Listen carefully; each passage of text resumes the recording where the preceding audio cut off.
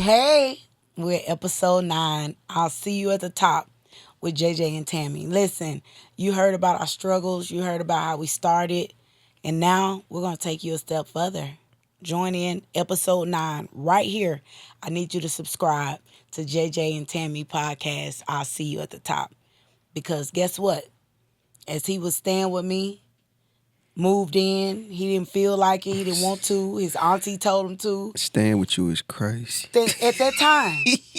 Now, he can have the house. He own it. Back then, it wasn't like that. Yeah. And I want to talk to y'all about that because that's serious, I believe, in this culture, how we shack and we move in.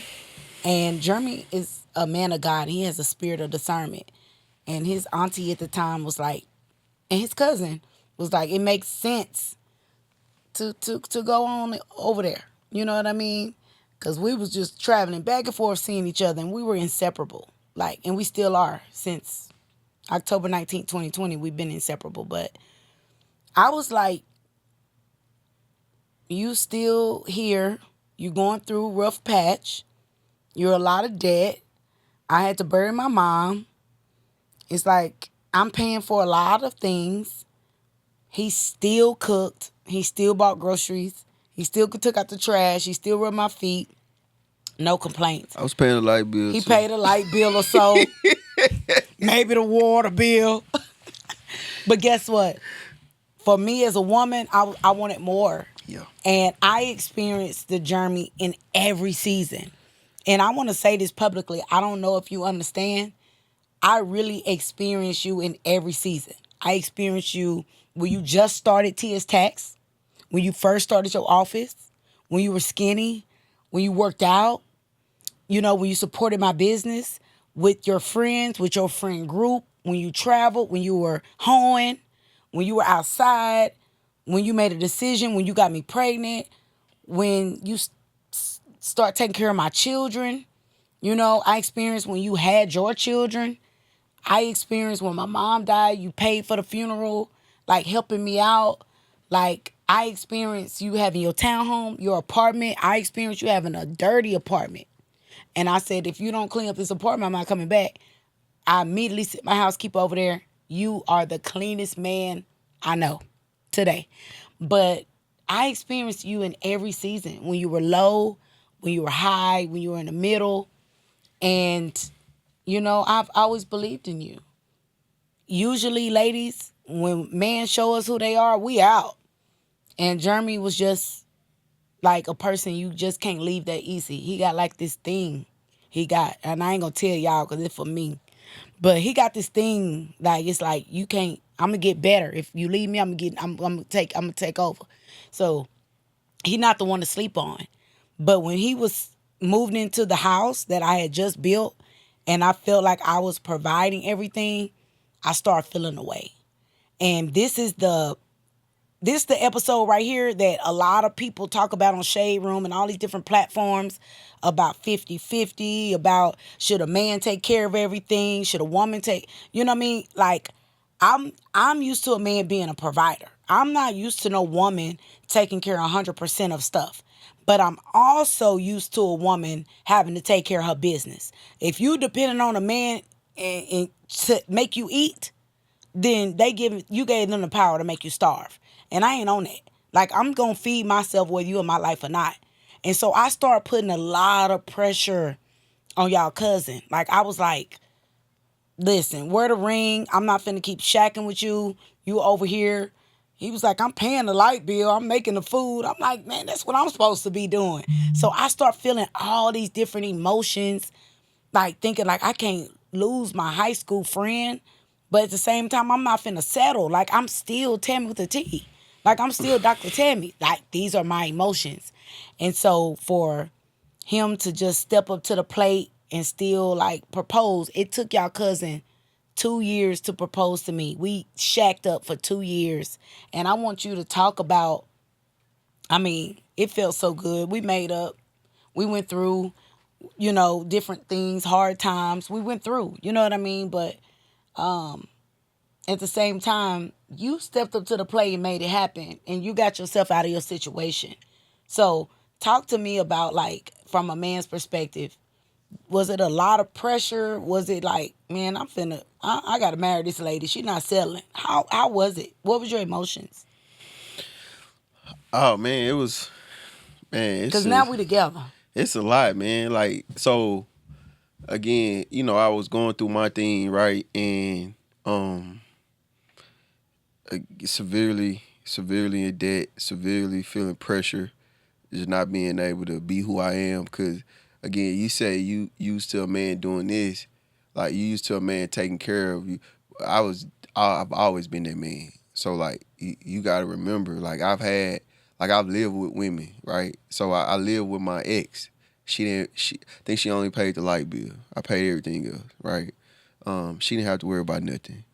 I had another relationship where she moved from a whole nother state, right? I took care of everything, right? So I've always been that man. It was just that you was in my life at a season to where I've now I'm doing this at a very high level, right? And so, I left a lot of room for error, and that started to happen. And you was the one. You know what I'm saying? You was in my life during that time. So, I wasn't doing what I was doing with them, with you. I wasn't doing that. I wasn't. It was So a difference, huh? yeah, it was a big difference. So, here I am, right? Again, going through what I'm going through, and you I felt like it was not that it was that, like, I felt like there was another layer of you that you wasn't showing me because I wasn't married to you. Right? It was a layer, and that started to make me uncomfortable. Like I started to get so uncomfortable. With that, like, I kind of like was feeling like you weren't respecting me for real. Like she not really hearing me. Like, she not really. Jeez. She think I won't, like. I don't think she know who I am for real. Like you don't know. Like, I'm just going through it right now, and after this, I'm gonna be okay. You gonna be good. Like, you didn't know that. You old school. Like, you gotta show me. You know what I'm saying? Like, if you ain't coming with it, like, I don't know. I ain't just here for talking. And I didn't do a lot of talking. I just did action. I just showed up, right? I didn't do a lot of talking, so I couldn't really go into, hey, like, don't worry about it. Like, we're gonna be good. Like, it was hard for me to kind of have those conversations because, yeah, but I was feeling it. Like, I think, you was social media. People were getting engaged, and you was like, hey, like, we gonna get married no matter what. You was already on that. You already had October 19th already pinned, right? Before I even engaged to you. Like, it was already pinned, and the world knew already. The world was congratulating us before we even got engaged. That's correct. So it was a lot of pressure, like, you know what I'm saying? So it's like, you was like, man, I don't want to be, like, I want to enjoy my engagement, because you engaging to me, and we already got the date set. We, like, I ain't trying to be proposed to, and then 2 months later we get married. I ain't enjoying this, and I'm like, man, like, but what you didn't know is I had already been planning the ring. Like, that ring right there, I was already planning it. Like, I got in my phone right now where I was talking to the jeweler, even, like, I think a year and a half before I even proposed to you about how I wanted that ring to look, right? I told him how much I wanted to spend. Like, I told him, hey, this how much I want to spend. He just started designing me some looks, and I'm like, yeah, that's the one. So you didn't know that. But, and then I met, a good friend. I started doing some business with her, and she told me about a jewelry place, this family-owned jewelry spot, like, in East Texas. And I'm like, let me go see about them. Tax season had kind of just ended. You know what I'm saying? I had a little money, Couple but dollars. it still was. I was still like coming, trying to, get my head above water. Right? I'm trying to get a date. Like, I'm like, when I'm gonna do this? Right? How long? And they were so patient with me. you know, because they had to gave me a window to get the ring out. So I paid a deposit. You know, they told me how much it was gonna cost, and then they was telling me about the band, you know, and all that stuff. Like, well, you got to get this too. I'm like, Oh, dang. the second one. Yeah, I'm like, dang, like, shoot, that's already a lot. You know what I'm saying? Like, I'm struggling to get this ring out. You know what I'm saying? This ring high. And they was calling me and was like, hey, Jeremy, when you gonna drop another payment? I'm like, man, you know, and then again, I was feeling the pressure with you, and then they was pressuring me, and then I got people that, you know, I had obligations to, so I'm going through all of this. And It got hard for us though. yeah, it was The tough. pressure, because I had expectations on when I thought you was going to propose. Yeah, you thought I was gonna propose to you at PSA. I thought you was gonna propose to me in 2022, June. Yep. I was a little discouraged. Yep. Then I thought you was gonna propose December 2022. I was discouraged. Then I thought you was gonna propose December 2023. Yeah. With the burgundy on. Yeah. I thought you was gonna propose at my prayer sacrifice action conference. Meanwhile, we still talking about PSA.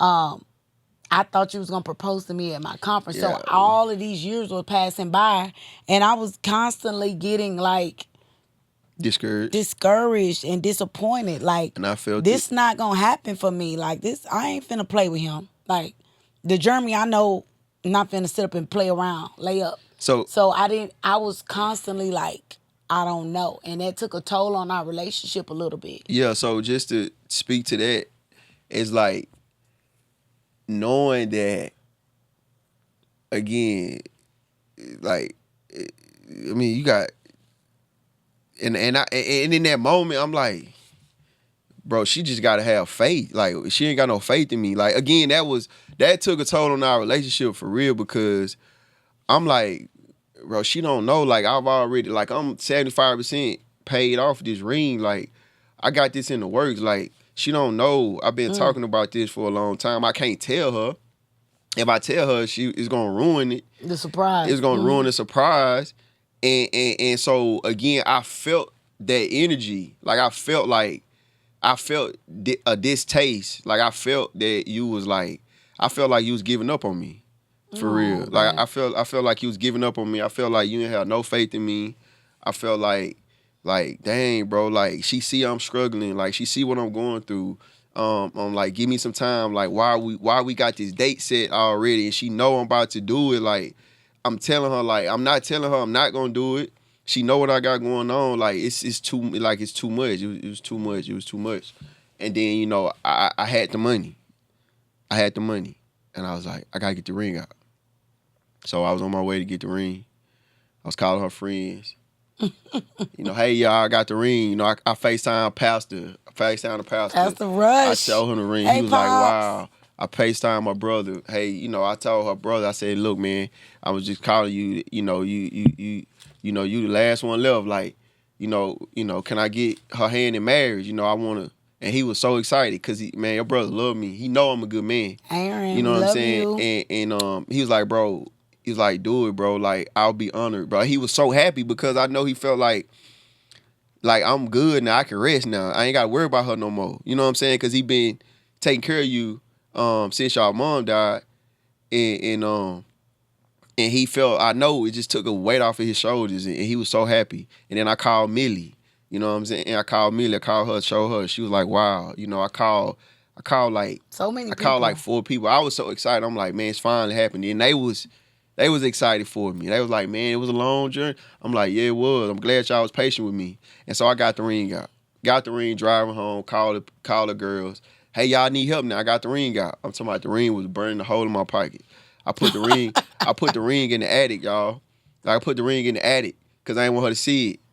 You know what I'm saying? Like, I'm like, I know she's not gonna come up here and go in no attic. So I put the ring up there, you know what I'm saying, trying to figure out how I'm gonna do this, how I'm gonna propose. And again, so it was already a struggle to get the ring. And then now I gotta come up with this extravagant, because again, it's Tammy. You know what I'm saying? I just can't plain Jane it. You know what I'm saying? I can't just. No, indeed. I just can't. And she already told me one time, she told me twice about her experiences when she got proposed to twice. The first time she got proposed to in the bed, right? and Jesus. she got proposed to in the bed, and the second time I was she got 19. proposed to, it was after the guy had messed up, right? So again, he proposed after it was an issue, and so that was her experience. And then Yeah. so now I'm like, I can't, it's got to be good, it's got to be special. So I'm on Google trying to figure out places by water. She loved water, and I'm struggling. Her sister and her friend, we was in the group chat. They wasn't really responsive in regards to helping me. So I didn't think they wanted me to. I'm like, dang, they don't want me to marry her. Like, they know how much this mean to her, and like, why they not helping me? You know what I'm saying? So I'm like, I got concerned, and then I was like, man, I'm about to go to McKinney, to this spot that I kind of knew of already because I lived in McKinney before. I went over there. I saw water. I'm driving, and I seen this like walk down. Like every spot of water that I would see, it was like a gate. It was locked. So I'm like, dang, you gotta book this for you to get access to the water. I guess to the vibe where you can actually propose and it be good. So I was seeing that, and then I kept driving, and I seen this opening where it was like a platform, a step down, where it was like a pathway on the lake. It was so beautiful with the big houses in the back. And I was like, okay, this the spot. And then I seen somebody. Listen, y'all, this what happened. What happened, Pop? I seen You excited again? I seen this young lady outside with a kid. I swear he looked like he was about 16, 17. He was tall though, Hispanic. And the lady was just outside, and she was setting up somebody to get engaged. She was setting up somebody. And I was like, hey, can you do this for me tomorrow? Can you do this for me tomorrow? Why tomorrow? Because like Why last minute? Why not planned out? Because I wouldn't get no help. Like I wouldn't get no help. Like I didn't know. Like I ain't never been married before. I ain't never gave nobody a whole proposal and knew that I wanted this too. Like It's your first no, time. like no. The last I don't even talk about that. Anyways, so I seen the lady said, yeah, she can do it. Ooh, I said, can you do this for real? Never mind. I wanted to send this lady all the money right then and there. Like, cause I'm used to in construction, I'm used to paying people half to start and half when they finish. You know what I'm saying? I was trying to pay her all the money. Right then and there, to know, like, get this money out of my pocket, cause I probably ain't gonna have it next week.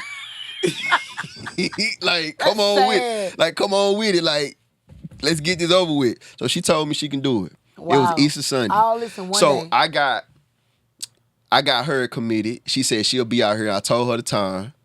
And then after that, I called everybody that I knew that was going to come. Again, this is a day. One day. One day. March of 2024. One day. So I called everybody that I knew was going to show up. Wow. Right?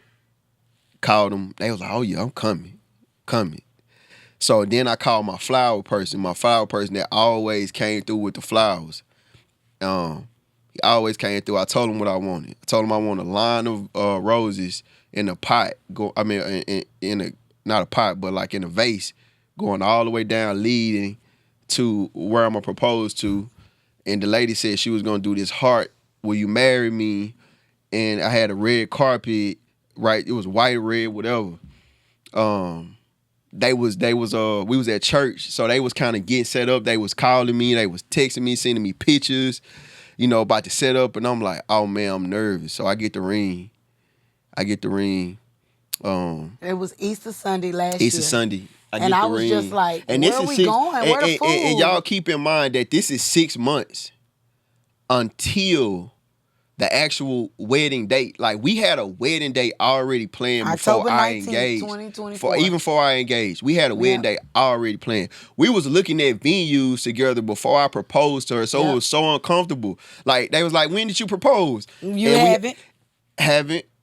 And they was like, oh, well, and they was trying to laugh it off, right? They was kind of like, dang, it's not normal. Like, they was confused too. They was confused. But again, that goes to the pressure that I was talking about. Like, but let me say this too, because you were pressured. But let me say this: October 19th meant so much to me and him, because going back to episode 1, October 19th was when I got to his apartment on the couch, smelling good, laying my head on his shoulder, and boom, connected. We did what we did. He told me to go lay in the bed. He told me not to go home. October 19th is when we first connected and never departed. And so I looked at the date. I'm a planner. And I was like, October 19th on a Saturday in 2024. I'm like, it's been 4 years. I said, oh no, we finna get married on that day.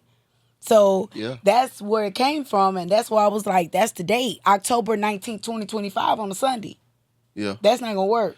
Right. So my pastor gotta preach. He and gonna... you had to. So again, it was a lot that went into that.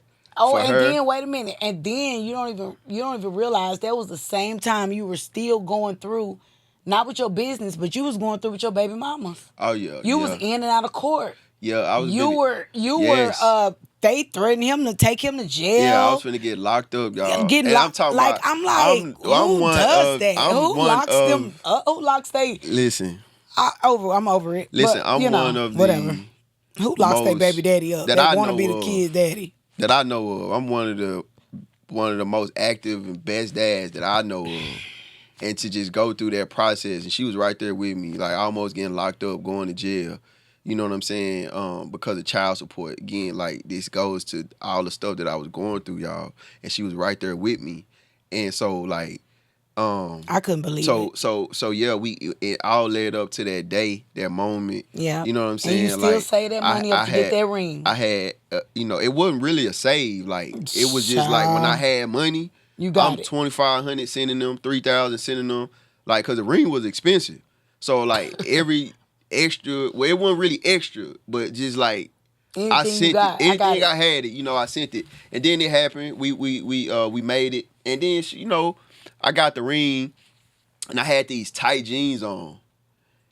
I had these tight jeans on, and so the ring was in my pocket. I'm trying to put the ring in my pocket so she can't see it. And we driving, and I'm like, man. And then when we get out the car to walk up, she started recording on her phone. I'm like, what? You started recording? He thought like, I knew. Did you know? Like, hold up, why you recording? Like, give me your phone. Like, I'm like, oh, she finna mess it up. She finna mess up everything. Like, I'm like, girl, close it. We close it. Because I had everything set up. Like, everybody that couldn't come, we had the live. We had a Zoom call scheduled, with them having access to front row and center. I had all of that stuff. We did all that stuff in one day. I ain't have no help. Wow. Okay? Yep. Anyways. And my sister and them still showed up. Walked down to I seen, we was walking, I was holding her hand, and then she saw it, and then she just was like, he was like looking down, he was like, oh my God. And then everybody was, he was like, you there, you here. Like all the people that you didn't know was going to come. And it was on Resurrection Sunday. It was on Easter Sunday. I proposed. On Easter Sunday. Lord have mercy. She said, yeah. And I said, yes. I jumped on you. And she jumped on me. She started kissing me like we already were married. Like when they kissed the bride. She started kissing on me. I'm like, man. My brother never like, chill out. And so it was a big sigh of relief, right? A big sigh. Big sigh. And we were okay, this done. This part over with, right? And mind you, before that, we got married. I told her, I said, when we get married, when I propose to you, we can't have sex. I was like, we can't have sex. We got to go without having sex. Yeah. You know what I'm saying? And so after I proposed, cold turkey. We cut it off. We tried to get creative on, like, do we have dates that we do it? Or do we, like, what do we do? Like, what's the process like? And then I went to Don Murphy to try the suit on, and I seen his preacher. And I was on the phone on the couch over there, and he was over there talking to the young lady, and I heard that he was a preacher, and I had to get off the phone with the person that I was on because, like, at that time, like, I wanted to just get all that type of information, pastors, like, I'm locking in on all of this information. So when I heard that he was a preacher, he told me he was a pastor, I hung up the phone, who I was on the phone with, and I went over there and I introduced myself, and he asked me what I was doing. I told him I'm about to get married. Wow. And he asked me, he said, do y'all live together? I was like, yeah, we do. He said, if I was y'all pastor, I wouldn't marry y'all until you move out. What? Yeah, until you move out. I said, well, we not having sex, because I know that's probably your concern, I told her He we said can't have move sex. out. He was like, yeah, it's still you got to do it because it's gonna be so much temptation. Because he know how the enemy is. He a pastor. He been pastor for a long time. You know what I'm saying? The man said he never came into this location. He said I've always seen these night suits, and I never came here before a day in my life. And he said some told me to come in here. Like God spoke to me and say I need you to be there. And he came in there. He gave me that message. Wow. So he was like, you shouldn't. He said the sex thing. And I don't think he even told me not to have sex. I told him that I wasn't going to have sex. But just talking to him, and I was like, well, we can't have no dates. We can't have no in-between dates. So you came home and told me, baby, I know we had dates set up that we was gonna be celibate or abstinent, so whatever you want to call it. And we got dates set up where we can do it. You said mark off all dates. You said April 4th. It was like the beginning of April. You was like April 4th to October 19th, no sex. Yep. And you came home out of the blue. And I was like, what you mean? Yeah. You know what I mean? Like, what you talking about?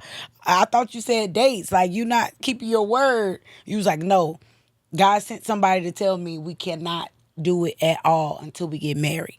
And a lot of people don't know that, and they don't know the power of holding back. And that was the best season. That was the best season of our relationship. It was. And we started working out together. Yeah. You know, you started looking at me different because you couldn't have it. You know? Yeah, it was nice. It was challenging. It was challenging for me though. Yeah, it was because we went through a little season of, babe, you know, and we went through some seasons between April and October. Yeah, you was still putting pressure on.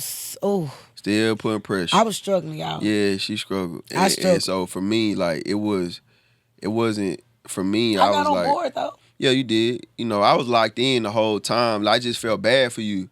You know what I'm saying? Like, I just felt so bad for you because I'm like, man, because I had to keep telling you no. Like, you know what I'm saying? Like, it was hard for you in the beginning. Then towards the mid and the end, you was good, but it was a journey. You know what I'm saying? It was a journey. Thank you for being that leader in that season and not having sex. I mean, if any couples are out there, I want to say this. Like, if any couples are out there, we finna go to episode 10, and we're going to talk about how we got married and all that. But if it's any couples that say, should I withhold from sex before we get married? The answer is yes. I'll see you at the top, episode 10. Peace.